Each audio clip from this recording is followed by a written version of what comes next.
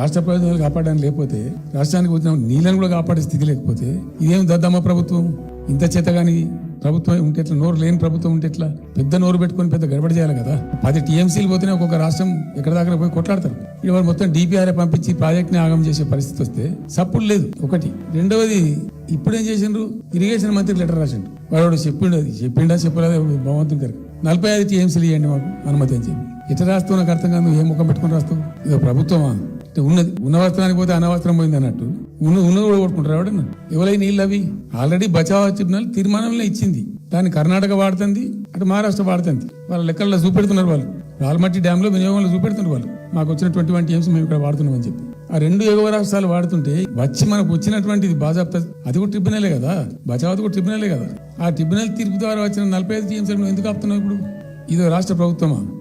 ప్రభుత్వం ఉందా? నిద్రపోతున్నారా? ఇంతసేపు రియల్ ఎస్టేట్ దందా తప్ప ఇంకోటి లేదా?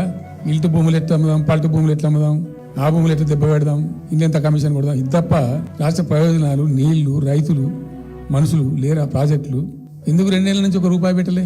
ఎందుకు ఒక తట్టడి మట్టి తీయలే? ఎవరు నిరోధించింది మిమ్మల్ని? ఎవరు అడ్డుపడ్డారు మీకు? ఎవరు కట్టేసారు మీ కాలను?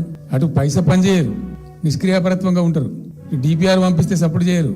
ఇలా చివరికి 45 టీఎంసీ రాస్తారు. అంటే ఏం కాబోతుంది? ఎవరో ఒత్తిడి ఉంది దీని వెనుక? ఏం కుట్ర దాగి ఉంది ఇది?